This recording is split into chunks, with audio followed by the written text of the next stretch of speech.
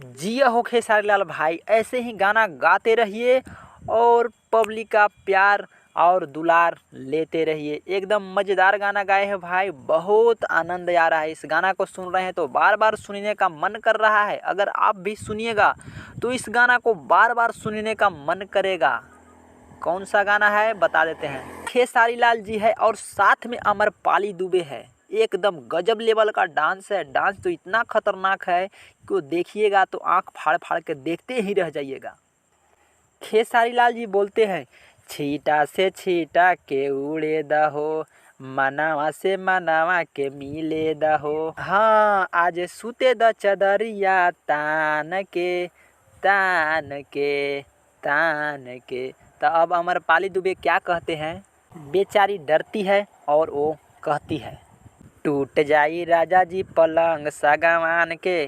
सागवान के पलंग तो मजबूत होता है तो फिर क्यों टूटेगा।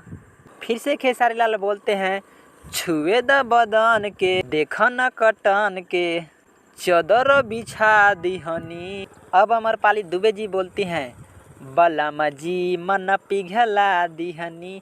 मन पिघला दिए खेसारी लाल जी एकदम। बलम बार झुलुआ झुला दिहनी। खेसारी लाल फिर से बोलते हैं, बरियार बारे बेड आव फान के। मने बरियार बेड है फान के, मने बोल रहे हैं कि कूद के आइए। और अमरपाली दुबे डरा रही है, डराती डराती बोल रही हैं कि टूट जाई राजा जी पलंग सागवान के, टूट जाई राजा जी पलंग सागवान के।